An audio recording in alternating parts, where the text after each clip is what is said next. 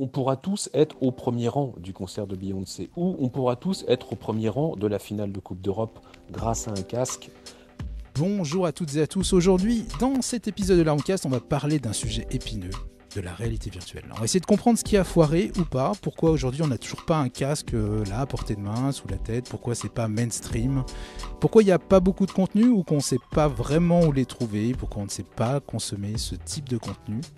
On va essayer de voir aussi ce que ça peut apporter en termes d'immersion et de sensation, puisqu'on a tous cette image du roller coaster, mais une fois qu'on a passé cette première expérience de réalité virtuelle, qu'on a peut-être tous fait là, l'expérience avec le train de la mine, qu'est-ce qu'on en fait, qu'est-ce qu'on peut en faire, quels sont les intérêts pour le marché, que ce soit de la formation, la création de contenu ou l'industrie. Et pour en parler, on est très heureux d'accueillir Olivier Lefebvre. Si tu peux te présenter en quelques secondes. Oui, en quelques secondes. Donc, Olivier Lefebvre, je travaille depuis 8 ans avec l'entreprise DAD sur les technologies immersives, notamment la réalité virtuelle. Je suis également membre de EdTech, de France Immersive Learning. Je travaille beaucoup avec la Val Virtuelle et membre de la Pleine Image dans les Hauts-de-France. Voilà. Merci Nico. Je pourrais faire un copier-coller, pour ainsi dire, de ce que vient de dire Olivier. Bonjour à tous et à toutes. J'appartiens à une structure qui œuvre dans ce que l'on appelle le digital learning, la formation à distance, et qui, il y a quelques années, parce que la technologie nous permettait d'envisager une massification du déploiement d'expériences de réalité virtuelle, et ben on s'est lancé, on a développé un logiciel auteur. Et donc, forcément, comme l'a dit Olivier, nous aussi, on est membre de EdTech France, on est membre de France Immersive Learning, et c'est un plaisir d'échanger avec tout le monde sur le sujet. Et Philippe. Bonjour, Phil Médard. Moi, je fais du conseil innovation depuis pas mal de temps. Et sur le sujet de la réalité virtuelle, augmentée, on va discuter précisément de ça. Moi, c'est pas mal d'années où j'ai quelques clients industriels qui n'y arrivent pas, qui ont essayé, qui ont renoncé, y compris des gens qui sont vraiment dans le milieu et qui veulent vendre des solutions. Je pense à des gens comme Tito à Helsinki, qui sont dans le building qui appartenait à Nokia avant, pour situer.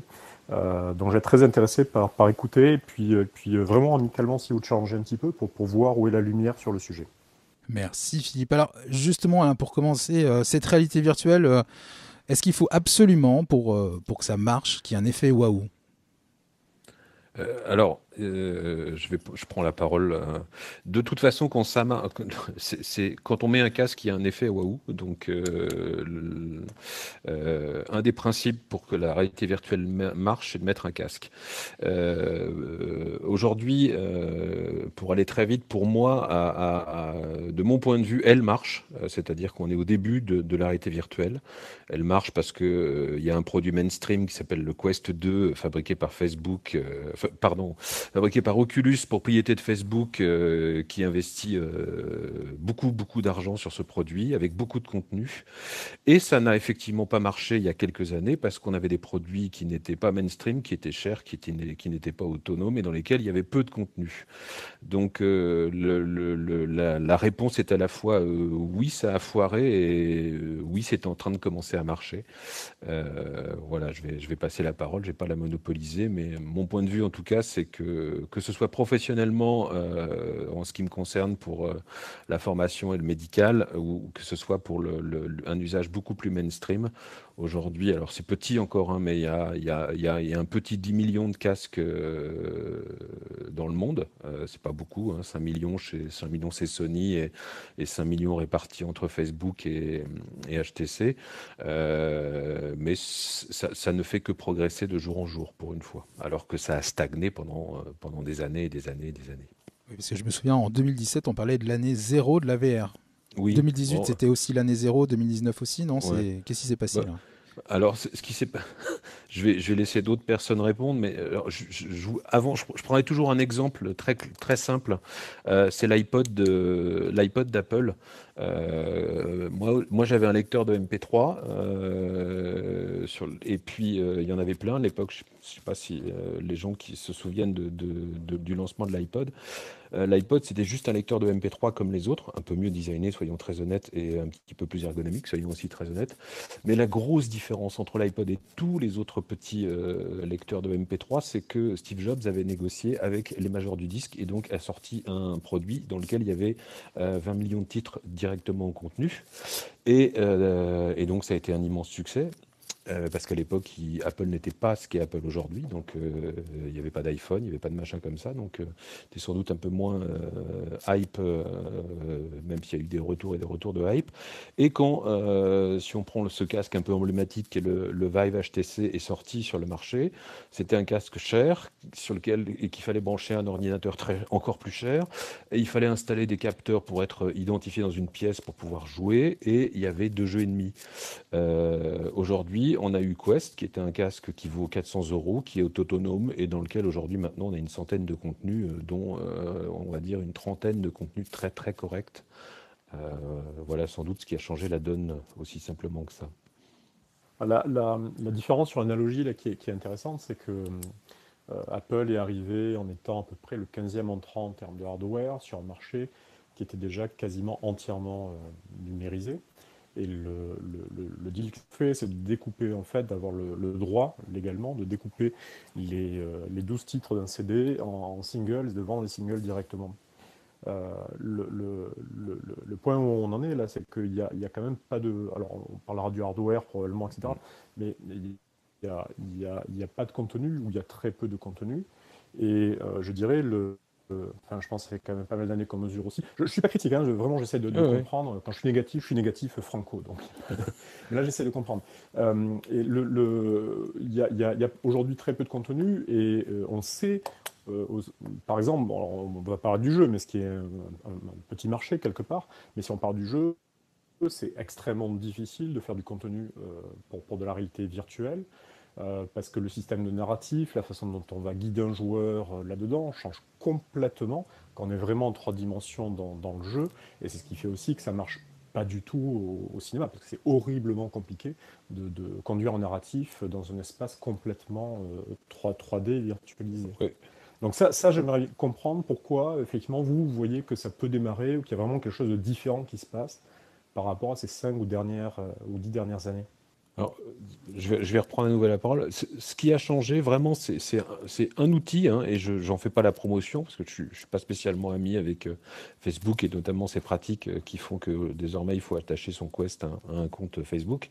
Le Quest est arrivé. Aujourd'hui, c'est un produit qui vaut 400 €, qui permet de regarder Netflix, de regarder Amazon Prime, d'aller au cinéma avec Big Screen avec 30 personnes en même temps, de jouer à une trentaine de jeux, d'aller dans des réseaux sociaux, un des plus gros étant Altspace VR, racheté par Microsoft, qui vient d'y tenir sa propre convention avec des milliers de personnes et qui nous a fait une démonstration technologique assez impressionnante en termes d'introduction d'avatars photoréalistes sur cette plateforme. Il y a à peu près une vingtaine d'autres plateformes pour l'enseignement, type Engage, etc., etc. Des logiciels collaboratifs. Moi, je ne manque pas de contenu, j'en ai presque trop, quoi. Sur les plateformes collaboratives VR, je dois en avoir 30 ou 40 dans mes audits entre qualité et défaut. Et les jeux, j'ai pas le temps d'y jouer à tous, quoi. Alors, ce qui manque encore, c'est ce qu'on appelle les jeux AAA, qui sont donc les jeux très haut de gamme. Et il manque encore parce qu'effectivement, il y a un temps de développement de toute façon si c'est que ce soit pour une console de salon ou un ordinateur PC, il y a 4 à 5 ans de développement. Et qu'aujourd'hui, on sait que, même s'il n'y a rien d'officiel, et que c'est sponsorisé par notamment Facebook, Splinter Cell et Assassin's Creed ont toutes les chances de sortir en VR dans quelques temps. Le problème, c'est le quelques temps, effectivement. Il y a encore un peu des retards à l'allumage sur des grosses productions, mais on l'a vu aussi que pour des productions de jeux plus classiques comme Cyberpunk, que tout le monde a attendu 8 ans et qui s'est un peu craché sur certaines plateformes, ça peut arriver. Mais moi, ce que je regarde autour de moi, c'est qu'à chaque fois que je fais essayer un casque aujourd'hui, pour le faire essayer, je le prête à des amis, ils l'achètent. Je leur prête une semaine ou un week-end et ils l'achètent. Ils l'achètent pour eux, ils l'achètent pour leurs enfants, ils l'achètent pour le boulot. En dehors de mon métier qui est de faire de la formation professionnelle via cet outil, et là c'est un usage bien particulier, les gens l'achètent. Donc c'est-à-dire qu'il y a du bouche à oreille qui suffit aujourd'hui pour vendre ce produit, qui est suffisamment fort pour vendre ce produit. Avant de venir sur les usages des utilisateurs, parce que je pense qu'il faut qu'on arrive à clarifier ou qu'on ait un peu ton avis sur deux, trois usages. Sur la partie storytelling, là, vous avez la manière dont on a de raconter des histoires en réalité virtuelle ou en vidéo 360, elle est complètement différente. Je sais que Nico, il a fait quelques contenus. Tu peux nous expliquer un peu ce qui est différent d'une vidéo un peu classique ou d'un contenu de digital learning classique? Ouais, avec plaisir. C'est pour répondre un tout petit peu aux propos précédents. Je suis complètement d'accord avec tout ce qui est dit, que ce soit par Philippe, mais aussi par Olivier. C'est-à-dire qu'on a peut-être un peu non pas de difficultés, on n'a pas des difficultés à appréhender comme ça ce marché sous une espèce d'appellation globale, mais c'est tellement vaste et tout est arrivé de façon tellement désordonnée que ça nous semble et qu'on peut en droit se dire qu'est-ce qui a foiré. Ça fonctionne depuis longtemps. On a eu évidemment ce gros coup de booster avec ces casques qui sont devenus de plus en plus accessibles et qu'on pouvait plus facilement raccorder à des PC, quand bien même fallait qu'ils soient un peu costauds, mais ça restait des PC qu'on pouvait trouver dans le commerce. Mais on a une com qui est désastreuse sur le sujet et c'est tous les jours qu'on voit passer des inepties sur le sujet. Ça a été pris comme un prétexte à l'innovation galopante, parce que c'est bien dans l'air du temps depuis quelques années de se gargariser d'innovation un peu en veux-tu, en voilà. Donc la VR a servi de prétexte. Et puis on cherche à faire rentrer la VR à grands coups de talons peut-être dans des modèles existants.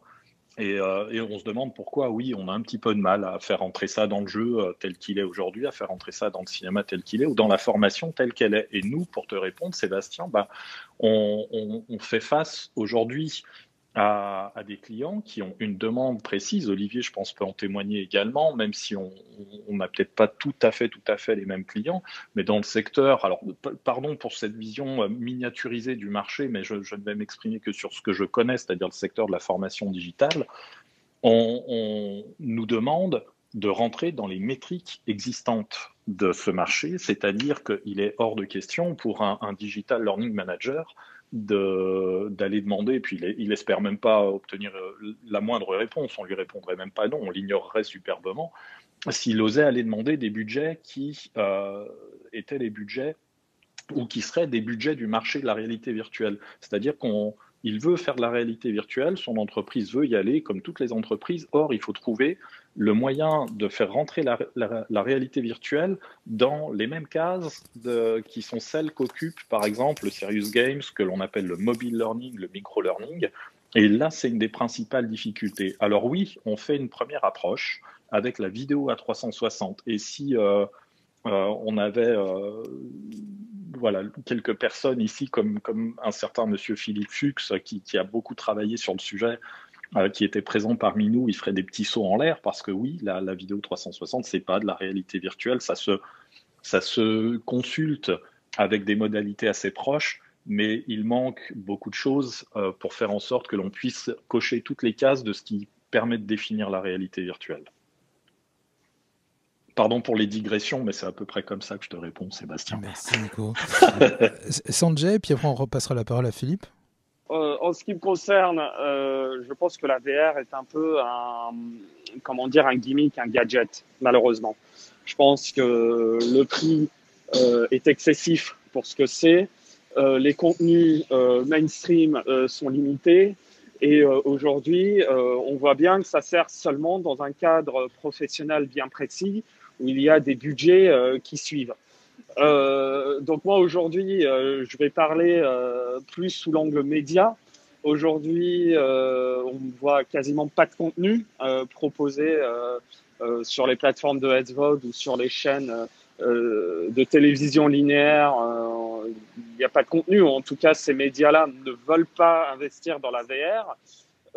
Il y a aussi une question de comment dire, une question de bien-être. Avec la VR, on parle toujours, ouais, au bout de 10 minutes, un quart d'heure, ça me donne mal à la tête, ça me fait mal aux yeux.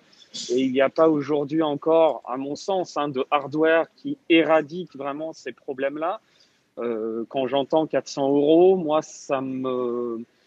voilà, 400 euros, c'est quand même un beau billet à mettre pour des contenus limités.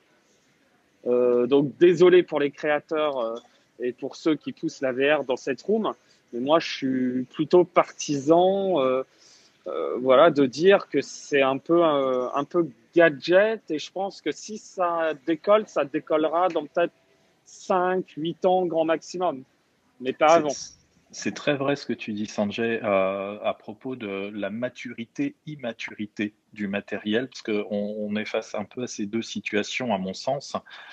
Aujourd'hui, enfin, moi j'ai des clients qui ont protesté, alors ça se calme un peu. On a un petit peu plus de temps aujourd'hui qui s'écoule entre deux sorties de casque, mais il y a 2-3 ans en arrière, on faisait une recommandation de casque à nos clients, et là il s'agit d'équiper des entreprises, pas de s'acheter un casque pour son salon.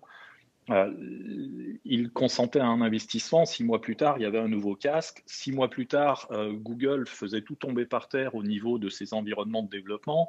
Apple sortait un nouveau truc. Facebook nous fait des caprices. Donc oui, évidemment, c'est très compliqué de se diriger dans ce paysage matériel qui se stabilise petit à petit. Et oui, moi non plus, j'irai pas mettre 400 euros dans un casque pour le changer un an après, parce que, enfin, autant je m'achète un iPhone, je le revends facilement, un casque, à part en faire don, je vois pas ce que je peux faire. Philippe? Ouais, alors moi à nouveau qui suis relativement critique parce que je suis à l'écoute, j'essaie de comprendre. Je suis un peu moins concerné par les problèmes de prix dans mon expérience, qui est alors plutôt vers des industriels. Parce que derrière, enfin, moi je vois des gens se rééquiper tous les 2-3 ans de salles de conférences à distance avec des vieux systèmes audio plus ou moins mis à jour qui ne marchent jamais. On a Microsoft qui révèle des grands tableaux blancs interactifs un an, un an et demi après le Covid parce qu'ils vont avoir du retard. Et c'est des tickets à 30-50 000 euros par salle juste pour commencer. Donc, ok, enfin, moi, l'argument sur le coût, si on ne parle pas de grand public, ce qui est moins mon terrain de jeu, honnêtement, je le vois pas. La discussion, par contre, qui peut être ramenée au coût quand même, c'est quelque chose qu'on demande dans n'importe quelle start-up de base, hein, votre technologie, etc. Ok, super, on s'en fout en réalité. Quel est le problème que vous résolvez? Et là, je pense qu'il y a aussi un petit peu le doigt sur quelque chose qui coince, c'est que on voit tous du potentiel, on voit tous quelque chose qui fait rêver, où on se dit, il y a vraiment quelque chose qui change la donne. Peut-être que c'est pas prêt, mais dans un an, dans 2 ans, ça va être complètement confort, et etc. Voilà, ça va finir par arriver. Mais en réalité, quel est le problème que ça résout? Et quelle est l'utilité long terme de cette histoire? Je vais vous donner juste un exemple rapide. Je pense qu'il est public, mais je ne suis pas super sûr, donc je ne vais pas citer qui c'est. On va dire que c'est un des très grands acteurs industriels de l'univers de l'aviation et de l'aérien, qui avait testé il y a un peu moins de 2 ans. Il y en a 2 sur la planète. Donc, Oui. qui avait testé il y a moins de 2 ans, comme beaucoup, des solutions de casques de réalité augmentée, pas virtuelle, non, de faire la nuance, mais normalement c'est plus accessible, pour les équipes de maintenance technique au sol sur le tarmac. Et ça a été arrêté en moins de 2 semaines pour une raison très simple, c'est qu'on vendait justement le fait que ce soit immersif, que ça permet de visualiser où étaient les choses à réparer, etc. etc. C'est top, hein, techniquement c'est génial. Il y avait juste un problème, c'est que c'était immersif. Et c'était immersif avec des gens du coup qui avaient un champ de vision qui se retrouvait en tunnel, qui était hyper réduit sur un tarmac, avec évidemment on n'entend rien, hein, puisqu'on a des écouteurs pour se protéger du bruit qui bloquent quasiment les décibels, et du coup avec un dispositif qui était en réalité pratiquement ce qu'on peut faire de plus dangereux pour mettre sur la tête d'un technicien sur le tarmac d'un aéroport. Et ça, pour moi, je ne veux pas résoudre non plus ce marché à ce genre de démarche, mais c'est extrêmement symptomatique du fait que on voit bien le rêve et la promesse technologique, mais j'ai pas l'impression qu'on aille quand même au bout de l'histoire et de regarder le truc. Sans faire trop long, un dernier exemple, là, moi j'interviens dans beaucoup euh, dans un certain nombre de cours de MBA entre Paris, Shanghai, etc. Je peux vous dire qu'il y a toujours beaucoup d'argent pour investir dans la technologie, faire des trucs nouveaux. On a eu, je crois, là, une petite blagounette pendant un an, là on y est encore un petit peu, je crois, qui s'appelle le Covid, qui a tout cassé dans tous les sens en termes de formation. Et je dirais, là, on a eu un acid test violent de l'intérêt de n'importe quelle nouvelle solution pédagogique. Si aujourd'hui, on sort en mars 2021, on va commencer à sortir du Covid cet été, et que ça n'a pas été un énorme Kickstarter pour lancer de la réalité virtuelle, augmentée, et discutons de ce qu'il faudrait faire, pourquoi ça n'a pas été le cas si tout est prêt? Parce que là, le problème marché, il était là à l'échelle. Je voulais, pardon, excuse-moi Olivier, désolé de t'interrompre, mais moi en étant un ancien Airbusien, ça m'intéresse ce que Philippe dit. Alors je ne sais pas si c'était calculé. J'ai pas donné de nom. Il n'y a pas de nom. nom. Non, je sais. Il n'y a pas eu de nom qui était évoqué. Non, mais je sais bien Philippe, je sais que tu fais bien de ne pas te citer de nom, mais ce que je veux dire, c'est que nous, chez Airbus, il y avait, on va dire, deux secteurs, deux BU au sein de Airbus Commercial Airplanes qui essaient d'utiliser la VR. Donc, tu as cité un cas qui était aussi chez Airbus, c'est-à-dire la maintenance prédictive grâce à la VR. Chez Airbus aussi, ça a eu un gros flop. Par contre, là où ça a eu un succès, c'est d'un point de vue marketing, d'un point de vue communication. Parce qu'aujourd'hui, dans l'aviation civile, comme vous le savez, ce n'est pas les clients qui décident de l'avion dans lequel ils vont voler, mais c'est plutôt la compagnie aérienne qui va décider des avions qu'elle souhaite exploiter. Et en fait, avec le lancement de la 380, ils se sont dit, mais si on partageait avec les clients, si les compagnies partageaient avec les clients les bienfaits de la 380 par le biais de la VR, peut-être que ça pourrait attirer des nouveaux clients sur les lignes qu'on opère avec cet avion. Et j'ai fait partie donc, d'un projet qui justement avait mis en place plein de tournages VR en plein vol et tout ça. Effectivement, ça a eu un énorme succès. Et d'ailleurs, grâce à la VR, l'avion a eu plus de succès auprès des passagers qu'auprès des compagnies aériennes exploitantes. Donc, à mon avis, il y a aujourd'hui du potentiel sur le segment B2C, mais il faut que le contenu soit très, très ludique, très fun et bien apporté. Parce que encore une fois, si ça n'engage pas et les gens n'y voient pas une valeur ajoutée, que ce soit éditoriale ou autre, ils vont passer à autre chose. Voilà, donc c'était juste pour la petite anecdote.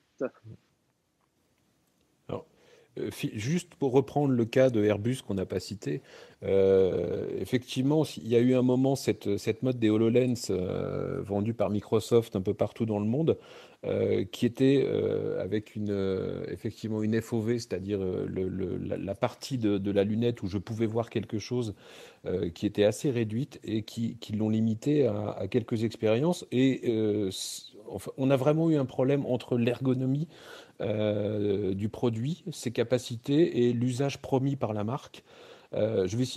Boeing, par exemple, qui a évidemment testé aussi plusieurs utilisations de la réalité augmentée, cette fois-ci, les lunettes HoloLens, on voit le réel, on a du virtuel qui se superpose, l'ont conservé, par exemple, sur la ligne, à coup sûr en tout cas, sur la ligne de câblage de leurs avions, parce que là, ils ont un vrai plus en termes d'efficacité et de productivité. Mais on s'aperçoit souvent que ça a été très mal utilisé dans de très mauvaises conditions. Par exemple, l'usine de production de moteurs de camions en banlieue de Lyon, dont je ne citerai pas le nom mais c'est Renault.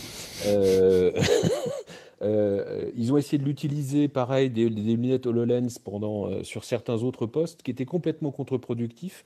C'est fatigant parce que on voit quelque chose au loin, mais la mise au point se fait sur l'œil, sur le niveau de la lunette.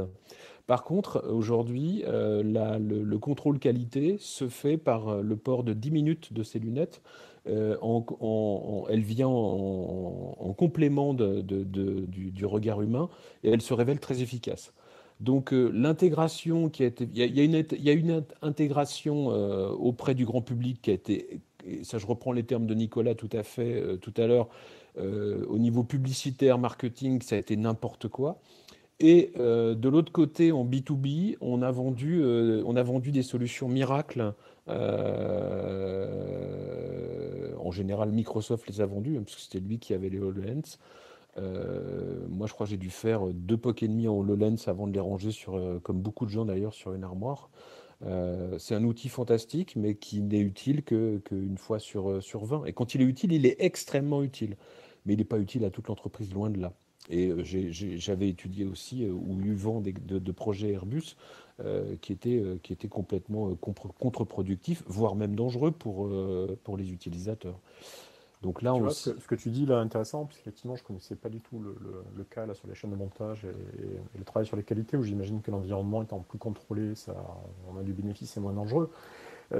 Pour un peu équilibrer ce que je dis et aller dans ce sens-là aussi, enfin, moi, pour être totalement transparent, hein, j'ai fait de la recherche dans les années 90, je travaillais sur des modèles de protéines en 3D, avec de mauvaises lunettes 3D, avec des systèmes à cristaux liquides, hein, c'était l'équivalent des lunettes de cinéma qui donnent mal à la tête, vert et rouge, sur des Silicon Graphics, et on passait 5 heures à avoir mal à la tête, mais parce qu'il y avait une utilité, parce que le travail était remarquablement plus productif pour voir des choses en 3D, pour manipuler ces sujets. Mais ça nous ramène toujours au truc, c'est finalement, vous, aujourd'hui, vous n'êtes pas praticien, vous êtes impliqué, c'est des solutions que vous travaillez tous les jours. Si vous deviez dire aujourd'hui, il y a une ou 3 applications clés où là vraiment on fait quelque chose de remarquablement différent, on amène une vraie valeur ajoutée qu'on n'a pas ailleurs, ça serait quoi? Vous pointeriez sur quoi comme use case? Alors, première opération, première réponse très simple, très évidente et que moi j'ai avec plusieurs clients. Là, je dois avoir une centaine de casques en circulation, donc des gens qui n'ont aucun rapport avec la technologie, qui sont des formateurs dans des milieux plutôt médico-sociaux, qui utilisent des casques, ces casques-là depuis maintenant plusieurs mois.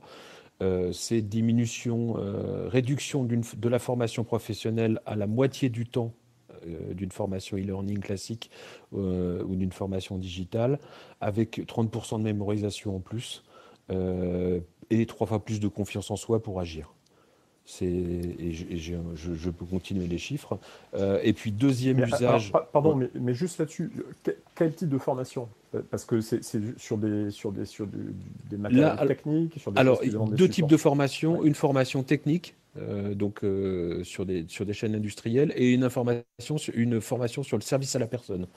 Donc, service à la personne, c'est-à-dire soigner des personnes, pas du soin direct, mais comment se comporter par rapport à une personne pour l'aider, pour la déplacer, pour la laver, etc., etc.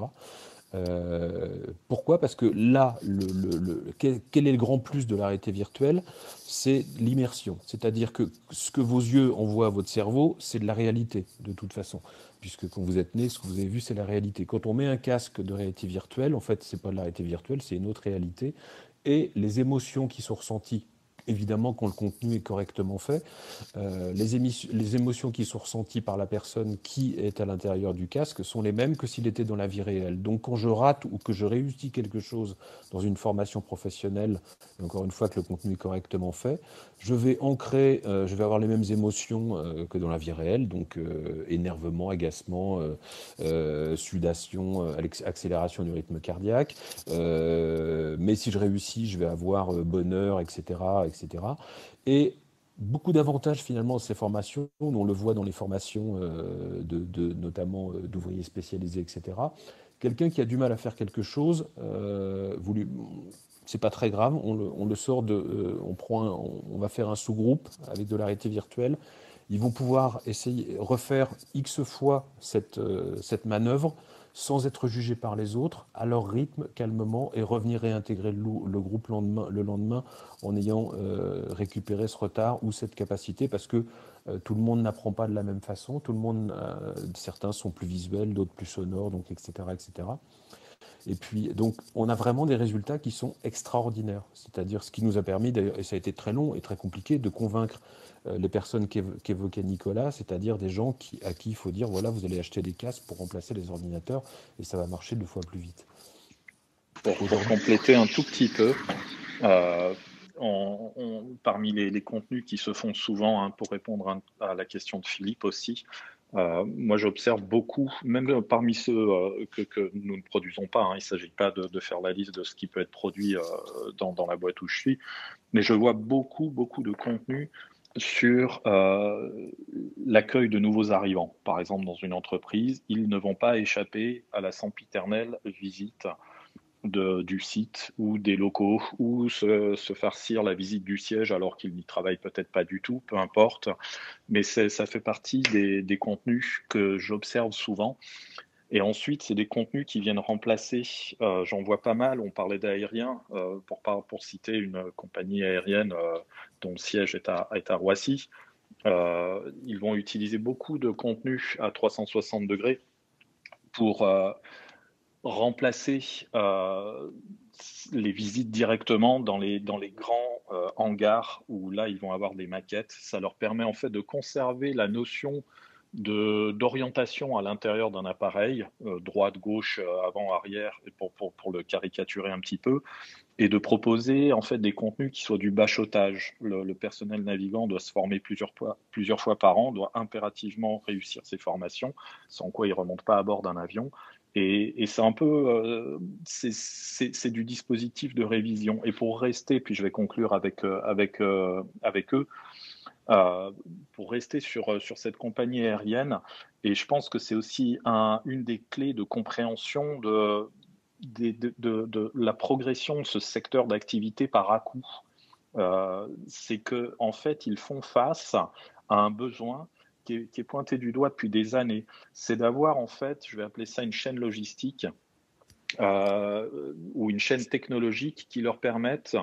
C'est le cas également, hein, vous citiez tout à l'heure Volvo Trucks, ils ont aussi ce genre de difficultés, on peut le connaître dans toutes les boîtes, grosso modo, c'est-à-dire de permettre d'avoir les bureaux d'études qui soient capables de satisfaire les besoins du marketing, qui soient capables de satisfaire les besoins de la formation, qui soient capables de satisfaire les besoins du commerce. Et ça veut dire, quand on sort d'un bureau d'études, on sort avec des fichiers monstrueux, complètement inutilisables, et on se retrouve face à l'incapacité de réutiliser l'existant. Et donc ça, économiquement, c'est très compliqué ensuite à faire comprendre ou à faire admettre à quiconque voudrait vendre la réalité virtuelle en interne dans sa boîte.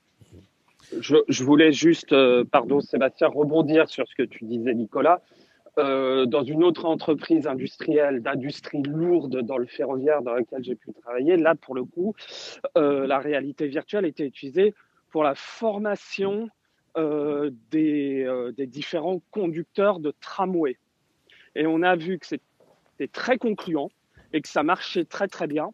Et justement, c'est une prestation, je vais citer l'entreprise, c'est Alstom, bien évidemment, le leader dans la construction du tram, qui avait réussi à convaincre les exploitants d'envoyer les agents pour se faire former en partie en réalité virtuelle, parce que ça correspondait justement très très bien à la réalité en poste de conduite au pupitre. C'était une vision un peu restreinte, on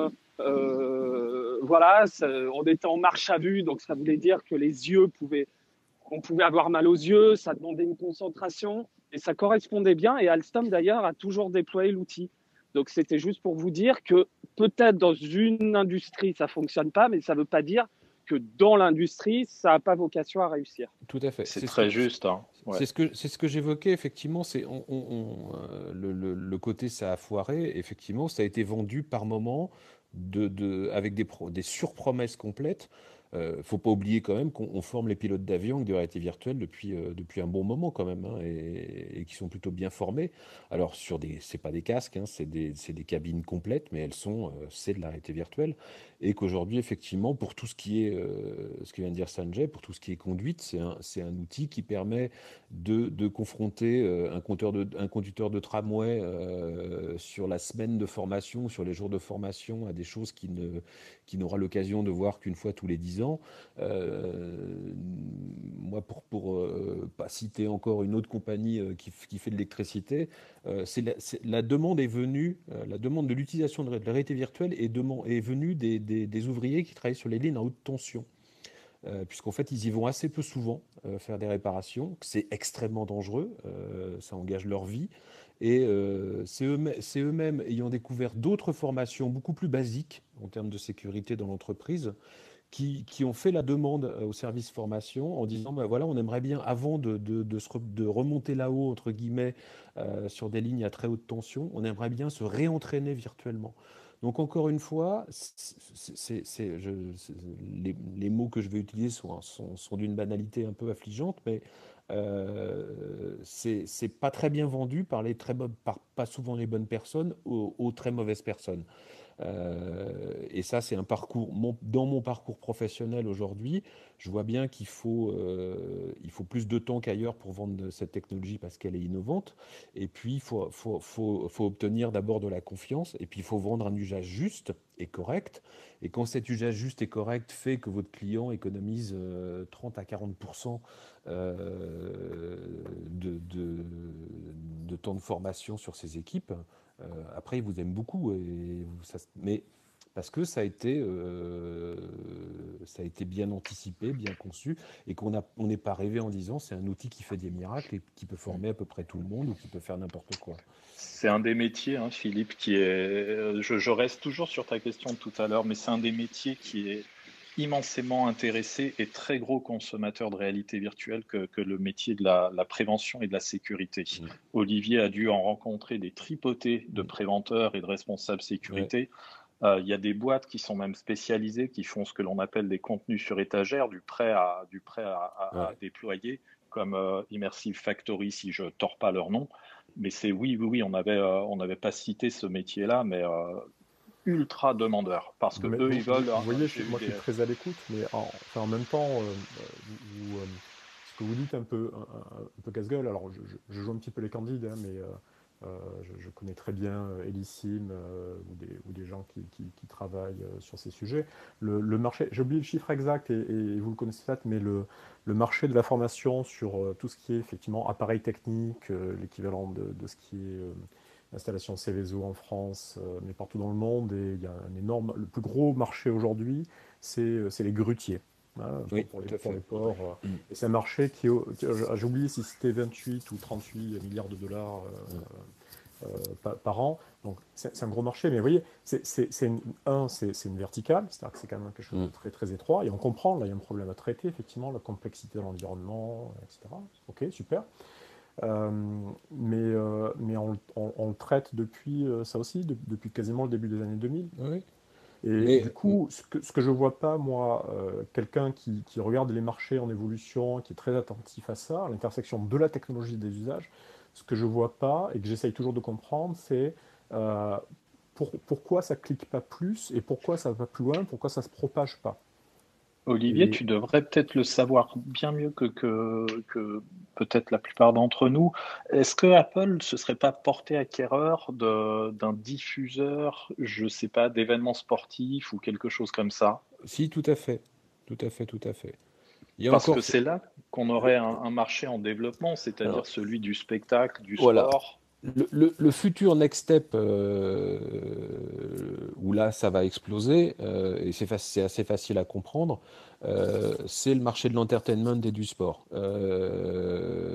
Travis Scott sur Fortnite, qui n'est pas un jeu en VR, mais qui est un jeu donc Battle Royale, très célèbre, propriétaire d'Epic Games, celui qui fabrique le logiciel Unreal. Travis Scott a fait un concert, enfin une série de 3 concerts de 20 minutes sur un week-end. Il a eu 23 millions de vues. Imaginez, même Beyoncé, pour faire 23 millions de places de concert, va falloir quand même pas de quelques stades, surtout en ce moment, c'est compliqué. Qu'est-ce qui se passe? Eh ben, on va faire simplement soit du streaming, soit du streaming volumétrique, etc., etc. Et on pourra tous être au premier rang du concert de Beyoncé, ou on pourra tous être au premier rang de la finale de Coupe d'Europe grâce à un casque. Qu'est-ce qui se passe aujourd'hui? Les accords juridiques et là je ne peux vraiment pas les citer, mais les grandes majors de la musique ont très très mal géré les signatures de contrats en termes d'image. Elles sont très fortes en termes de son, mais pas en termes d'image. Donc il y a des choses qui se négocient depuis plusieurs années pour y arriver. La technologie n'est pas encore tout à fait au point parce qu'il va falloir là pour le coup de la 5G, et on sait tous que ça ne va pas arriver demain non plus. Mais là, il y a une source de revenus absolument fantastique. Je reste chez... Parce que même si nous sommes nous serons bientôt, c'est peut-être... nous serons un jour dans un monde post-Covid, si le groupe que j'adore joue à New York ou joue en Australie, je pourrais pas le voir. Par contre, si je mets un casque comme le casque Varjo, qui est un casque suédois, qui me propose la même qualité et je l'ai essayé plusieurs fois chez France Immersive Learning, propose la même qualité que la vision humaine, et que je suis au premier rang et que j'ai du son binaural 360, alors il me manque un petit peu la chaleur humaine qui m'encadre, mais globalement, j'ai quand même un plaisir assez extraordinaire. Et au lieu de vendre le ticket d'entrée à 300 $, c'est ce qui s'est passé cette année avec les events virtuels. Moi, je vais pas au festival de Sundance ou je vais pas à Burning Man, ou je vais pas au festival de Venise de cinéma parce que je suis pas invité, parce que j'ai pas le temps, parce que ça coûte une fortune. Cette année, pour 50 $, j'ai été au festival de Sundance. J'ai vu 10 longs métrages, tous les courts métrages et tous les films VR. Et l'année prochaine, Sundance recommencera, c'est-à-dire qu'il y aura une partie de Sundance qui sera de 20, 30 à 40% en virtuel. Tiens, je vais revenir sur ce que tu disais juste avant, là, le son binaural, l'immersion. Je voudrais qu'on aborde un peu le sujet. Ça faisait partie des trucs aussi qui m'intéressaient. Est-ce qu'il n'y a pas une peur d'être trop immergé dans les contenus? Alors, il y a bien sûr le motion sickness, mais est-ce que tu n'as pas l'impression que les gens ont peur de se retrouver bloqués dans un univers? Est-ce que ça les fait pas simplement flipper? Parce que clairement, en termes de sensations, tu le disais au départ, on est dans une réalité qui est virtuelle, mais qui devient notre propre réalité à l'instant T. Donc, est-ce que finalement, on ne fait pas du hacking de cerveau? Si tu mets du son binaural, si tu as une image de bonne qualité, est-ce qu'à un moment donné, on ne peut pas se retrouver enfermé dans un contenu? Est-ce que c'est pas ça qui fait flipper les gens, en fait? Alors non, c'est pas ça qui fait flipper les gens, même s'il y a des gens qui commencent à se poser les questions, notamment je donne aussi quelques cours à quelques étudiants, il y en a toujours un ou deux qui se posent la question de façon très légitime. On n'en est pas encore là, mais il est évident qu'à un moment, il y a des gens qui préféreront sans doute passer du temps dans ces casques que de passer du temps dans le réel, comme déjà ils passent du temps sur leur téléphone ou sur Netflix plutôt que de passer du temps dans le réel, hein. Ce sera jamais qu'une progression technologique. Le motion sickness, je pense qu'il faut qu'on... Franchement, on en a parlé au début de la réalité virtuelle, surtout parce que, comme tu l'as très justement dit au début, les gens s'obstinaient à essayer uniquement des roller coasters avec des cardboards en carton. Je compte dans mes clients vraiment des centaines d'utilisateurs qui ne sont pas des fanas de haute techno. Je n'ai aucun cas de motion sickness. Aujourd'hui, les casques sont à 60 images secondes, 4K. C'est en gros 40% de la vision humaine. Si votre contenu il est fait correctement, s'il n'y a pas de mouvement brusque, si vous gérez correctement les déplacements, personne n'est malade du tout, du tout. Par contre, si vous continuez, et moi le premier, à me mettre dans un truc qui fait les grands 8 avec un casque, je suis malade, hein, mais dans un vrai grand 8 aussi. Après, et ça c'est un autre sujet qu'on n'a pas abordé, c'est le médical. Aujourd'hui, le casque est utilisé dans les EHPAD, il est utilisé dans les hôpitaux pour réduire le stress, pour réduire la sensation de souffrance. Pour vous donner un exemple, et ça rejoint la question que tu te poses sur l'immersion, il y a une société qui s'appelle Bliss, qui existe depuis une quinzaine d'années, qui travaille maintenant avec le Centre national de cancérologie, qui intervient dans les services de soins palliatifs. Le casque, aujourd'hui, pour donner une idée de sa capacité d'immersion, quand la morphine n'est plus suffisamment efficace pour quelqu'un qui souffre trop, le casque va être plus efficace que la morphine. Et cette personne va être immergée dans un monde à la fois sonore et visuel qui vont le faire oublier, littéralement oublier, sortir de son corps et de la maladie pendant 10, 20, 30, 40 minutes. Donc on a des capacités d'immersion qui sont absolument extraordinaires. Mais c'est vrai que, et j'entends bien les critiques de Philippe et les remarques de Sanjay, finalement c'est beaucoup de ce que et je me rends compte en l'exprimant, c'est beaucoup de petits points de réussite pour l'instant, il n'y a pas de. Ces points sont mal reliés. Parce qu'encore une fois, beaucoup de gens connaissent pas tout à fait le sujet, le vendent mal. Et je reprends encore les mots de Nicolas qui ont été très justes tout à l'heure. C'est vraiment très très mal vendu, quoi. On raconte, il y a peu de gens qui connaissent vraiment le sujet et on vend n'importe quoi, quoi. Est-ce que presque la conclusion serait qu'il n'y a peut-être finalement pas assez de bons créateurs de contenu? Parce que tu l'as dit, Olivier, il faut que ce soit hyper crédible ce que l'on propose. Je me souviens avoir eu l'occasion de tester même un accessoire permettant de restituer les odeurs. Oh mon Dieu. C'était pas assez naturel. Je passais mon temps à inspirer fortement pour essayer vraiment de percevoir, ressentir l'odeur comme ce serait le cas naturellement. Et c'était pas crédible. Donc mon cerveau n'y croyait pas. Mais tout à fait. C'est aussi le cas des gens bien formés. Est-ce qu'on a des gens qui sont vraiment capables de nous proposer des choses qu'on ne pourra pas manquer d'aller voir ou d'aller expérimenter, comme les jeux? On a commencé avec les jeux, on peut finir avec les jeux.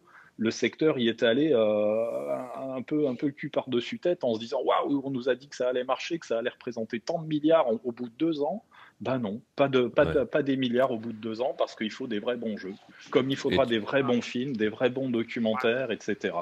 Et là où je voulais, pardon Sébastien, vas-y, et puis je voulais prendre la parole. Vas-y. Alors, en ce qui me concerne, j'ai une question cash, je veux une réponse cash. La VR... Et c'est l'instant cash de Sanjay. Dis donc là, et tu dis cash, on a plein de gens qui débarquent chez nous écouter. Hein. Vas-y. Non, c'est une nouvelle séquence que je viens d'avoir. Le moment cash. Le moment cash, exactement. Donc question cash. Jingle, l'instant cash de Sanjay. Vas-y. Est-ce que la VR, c'est juste en fait un business B2B? Ou est-ce que ça a aussi vocation à être un business B2C? Ou est-ce qu'il faut que les créateurs et les fabricants d'hardware se contentent d'un marché plutôt B2B au final? Non, pas du tout. Vraiment pas. C'est un marché. Si tu regardes, ça peut paraître ridicule à l'échelle du marché mondial du jeu et de ses 120 ou 130 milliards de dollars de CA. Donc pour l'instant, c'est encore tout petit. Mais quand tu regardes le nombre de gens qui achètent le casque tous les jours pour jouer à un jeu qui est pas terrible en plus graphiquement, qui s'appelle Population One, qui est un battle royale comme Fortnite sur Quest. Je me suis inscrit sur juste le groupe Facebook pour suivre. C'est uniquement en France 30 à 50 personnes par jour qui s'inscrivent. Donc il n'y a pas encore il y a eu Beat Saber, il y a eu ce jeu-là, il n'y a pas encore de Killer App, il n'y a pas encore de jeu. Ils sont en train d'arriver. Mais encore une fois, on a des aficionados, on a des gens qui sont vraiment fans de quelque chose. Je rejoins ce que tout à l'heure disait Sébastien. Effectivement, les jeux AAA sont pas encore sur Quest et la technologie, la puissance des Quest, ils être un peu juste pour y jouer en autonomie. Donc on a encore des problèmes. Tout n'est pas réglé. Mais c'est pas que B2B, ce sera aussi B2C. Et ce sera aussi B2C, alors là, par contre, beaucoup plus tard, pour les usages qu'a évoqué Nicolas, qui sont la retransmission sportive immersive et la retransmission entertainment immersive. C'est déjà utilisé par le Metropolitan Opera de New York. Vend déjà cette prestation à une population anglaise via un Blackbone et via une fortune absolue. Mais je voulais revenir sur cette question-là de la vérisation, la virtualisation des événements live. La plupart des gens allaient à des événements live parce qu'ils étaient live et ils voulaient investir pour avoir cette expérience-là. À travers la VR, ce qui est clair, c'est que on n'aura plus cette expérience-là, du live, de l'expérience, des bonnes vibes et de la super ambiance qu'on avait, par exemple, quand on allait à un concert à l'Olympia. En VR, on ne l'aura pas. Donc, il faut aussi être très honnête en disant que, oui, la VR joue un rôle pour sauver ce secteur, mais il ne faut pas oublier que, surtout, à mon sens, dans une conjoncture qui va commencer à être post-Covid, les gens vont vouloir ressortir. Ils ne vont pas vouloir rester chez eux en VR. Donc ça pourrait nuire au marché. Tu as complètement raison, Sanjay. Tout de suite après, là, je suis le premier à vouloir retourner au concert. Je suis un fanatique du live, etc. Mais quand un jazzman que j'adore joue à Los Angeles et que je suis à Paris, quand il joue à l'Olympia ou à un autre endroit en Europe, j'essaie d'aller le voir. Mais je préfère le voir avec une caméra haute définition et un saut binaural en ayant l'impression d'être à 5 mètres du piano dans un casque que de pas le voir du tout, quoi. Ce que C'est- tu pointes Et, du et, doigt et Je sur suis sur, très d'accord et, avec vous là-dessus su- et je suis et très surtout, content, par exemple, qu'on ne soit pas en live pour avoir cette discussion, sinon je n'aurais pu être là. Donc, c'est aussi quelque chose qui est important et on le voit sur beaucoup d'événements. Je pense que c'est quelque chose qui va rester là, de ce qu'on a vécu. C'est plus d'aller faire une conférence ou un événement live par semaine ou par mois, on peut en faire 5 ou 6. Et effectivement, il y a quelque chose qui se dégrade, mais il y a d'autres choses qui s'ouvrent. oui, Le use case sur le sport, et je pense, de ce que j'ai entendu, est pour moi le plus convaincant. oui, Il a juste un problème, c'est qu'il va être noyé dans des problèmes d'IP, de copyright ouais. et de difficultés technologiques. Orange a lancé les premiers tests là en ce moment sur 3 ou Alors, 4 matchs avec. on va dire qu'il ne faut pas tendre Orange sur le sujet, mais il faudrait regarder si. Je pense que le meilleur marqueur, c'est regarder ce que la NBA fera un Tout jour à fait. avec ça. Ouais. Et la NBA a déjà fait des investissements en sous-main assez colossaux sur ce type de technologie, mais est assez maligne pour pas la déployer pour l'instant. En Et tout cas. j'étais juste Ouais. frustré sur un truc, s'il y a juste une minute là, hyper rapide. AR et VR. Donc on a beaucoup parlé VR finalement, mais Mm. assez peu réalité augmentée, qui normalement est plus simple, où il n'y a pas tous les problèmes compliqués d'immersion, de machin, de la VR. On a des cas d'usage aussi. On a une plateforme qui est l'iPhone, on aime ou on n'aime pas, mais c'est la plateforme la plus puissante aujourd'hui, grand public, absolument banalisée pour faire de la réalité augmentée. Là aussi, pas grand-chose, quoi. So what? Alors ça dépend où. Aux États-Unis, le marketing l'utilise beaucoup. En Australie aussi, en Angleterre, le home staging. Enfin, dans tous les pays anglo-saxons, le home staging. Donc tout ce qui est équipement de la maison, la base, c'est l'application IKEA Place qui permet de placer chez soi en réalité augmentée tout le mobilier. En France, je ne sais pas pourquoi on est très rétif à utiliser ça. D'ailleurs, bon, on sait aussi qu'il y a des problèmes de tout le monde chez IKEA est pas d'accord. Mais Amazon propose son SDK gratuitement de réalité augmentée. Shopify aux États-Unis le propose. C'est un marché qui se déploie. On a 40% des Américains qui ont une relation avec la réalité augmentée tous les jours. Après, la réalité augmentée, elle passe à travers la petite fenêtre du téléphone. Et là, on va repartir, et heureusement que c'est la fin du débat, sur les centaines de rumeurs sur qui va sortir un jour une lunette de réalité augmentée correcte La pour le grand meilleure. public. C'est ça. En fait, là, l'exemple que vous avez donné, c'est le même Ikea, c'est voilà, une fois qu'on a dit Ikea, qu'est-ce qu'on a fait d'autre pour les gens? On accueille sur scène Julien, qui voulait prendre la parole. Julien, Ouais. c'est enregistré. Bonjour, si tu peux Ouais, dire ça marche, ton pas de prénom, souci. ton nom et dire que tu es Ouais. OK pour être enregistré. Merci. Julien Saumon, je suis OK pour être enregistré. Je voulais juste intervenir sur la partie AR. Alors, VR, c'est vrai que je suis un peu moins au courant. Enfin, j'ai moins de demandes en fait. Je travaille dans le retail depuis assez longtemps. On a commencé à faire de la réalité augmentée dès 2010 en fait. Donc, à l'époque où il n'y avait même pas d'ARKit, ARCore, etc. Et on commence pour le coup là à avoir pas mal de demandes de la part de retailers sur de la réalité augmentée. Avec des use cases qui sont, par exemple, là, on va sortir une application qui permet de faire de retapisser virtuellement un mur pour un fabricant de papier peint. Donc, dans ce cas-là, on peut retapisser chez soi virtuellement en réalité augmentée un mur avec le papier peint et le motif de son choix. Alors, je ne vous dis pas que ça immerge le client aussi bien que ce que ça pourrait le faire aujourd'hui. Ça reste encore assez archaïque, mais c'est quand même quelque chose qui nous est assez souvent demandé. On est vraiment dans des technologies qui essayent d'immerger le client et de basculer l'acte d'achat. On a aussi des clients qui nous demandent ça pour les magasins, notamment quand on est avec un vendeur, qu'on veut présenter une gamme de frigos, qu'on n'a pas tout en stock, on puisse le montrer sur une tablette, alors pas sur un petit écran, mais vraiment sur un écran un peu plus grand. Présenter en réalité augmentée un frigo, un four, de l'électroménager, de manière à ce que le client puisse ouvrir la porte, regarder à l'intérieur, revenu chez lui avec son téléphone, puisse, grâce à la prise de mesure, vérifier qu'il rentre bien dans l'emplacement qui lui est dévolu. Et puis pas mal de demandes un peu sur le mode Ikea aussi, où on place des objets de manière virtuelle dans son intérieur. Donc c'est quelque chose pour le coup que je vois arriver peu à peu, et on va dire depuis un an et demi, Alors que comme beaucoup, j'attends depuis longtemps que l'avènement de la technologie, et jusqu'à présent, c'était beaucoup de bruit pour rien, je trouve, jusqu'à il y a peu. Julien, est-ce que la réalité augmentée n'a pas souffert d'un truc qui, en fait, a vu cette techno arriver déjà à un stade de maturité très grand, il y a peut-être 5, 6, 7 ans.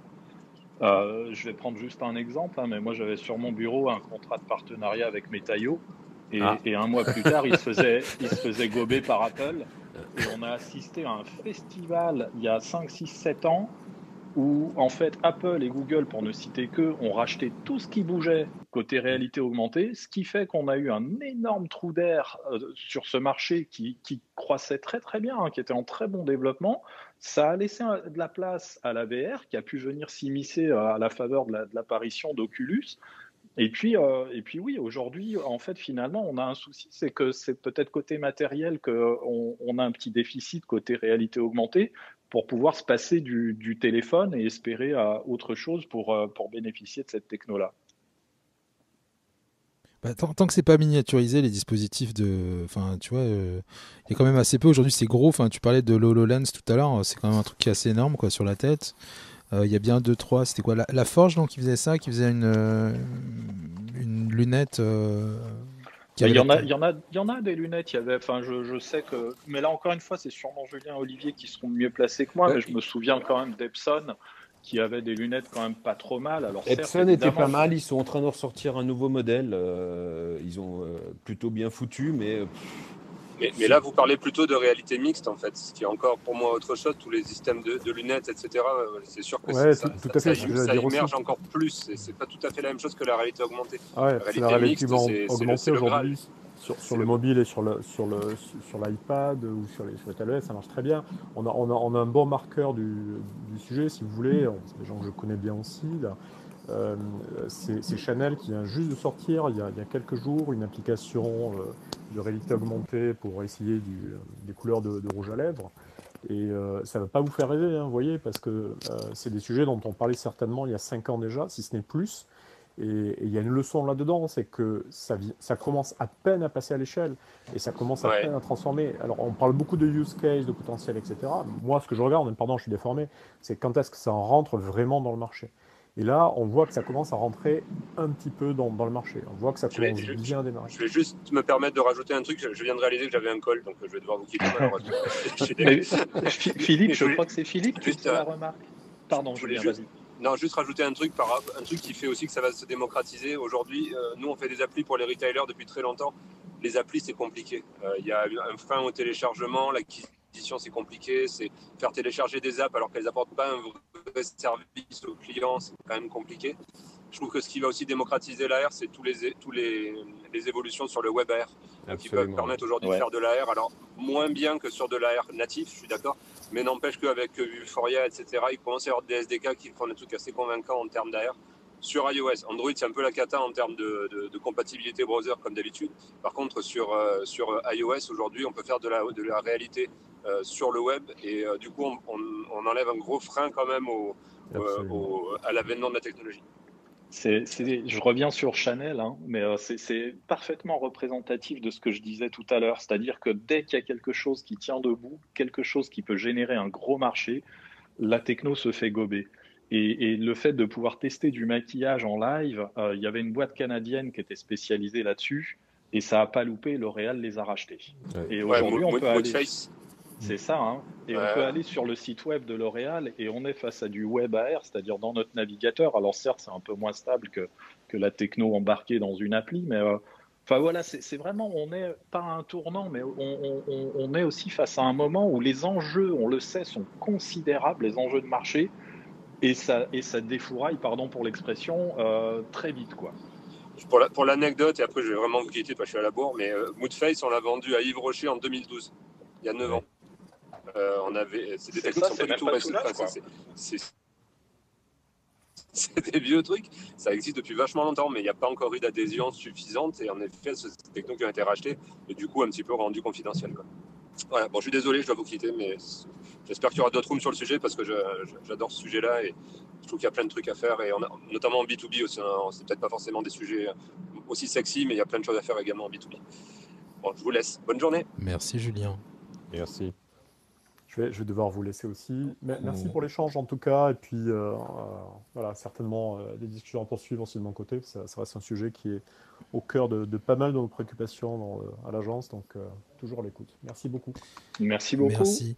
Et ben pour conclure, justement, parce qu'on vient de passer l'heure, généralement on se donne une heure, moi j'aime assez, je suis voilà, comme ça permet à celles et ceux qui nous écoutent de prendre une heure pour nous écouter.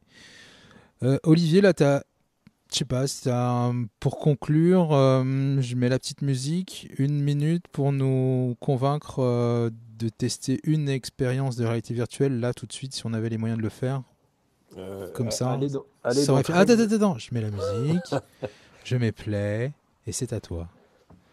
Alors, très souvent le midi au bureau, je mets mon casque de réalité virtuelle, j'ouvre une application qui s'appelle Trek VR, et ce qui me permet de me promener tous les midis dans les landes de l'Écosse. Si vous vous arrêtez, si vous ne bougez pas, vous allez avoir des animaux qui vont arriver, vous allez pouvoir continuer à vous promener dans la forêt. Et ne serait-ce qu'un quart d'heure, 20 minutes tous les jours en ce moment, dans le milieu dans lequel on vit, je vous assure que c'est vraiment une merveille. Merci à tous pour cette émission et pour la qualité de ces échanges. Merci Olivier, merci Sanjay, merci Nicolas, merci Philippe, merci à toutes et à tous de nous avoir suivis en direct. N'hésitez pas à commenter cet épisode sur les plateformes de podcast, mettre des petites étoiles et tout ça, le partager si ça vous a plu. On se retrouve dans quelques jours, la semaine prochaine, avec encore d'autres sujets autour de la transformation des médias, des contenus. Et voilà, je vous souhaite une bonne fin de journée.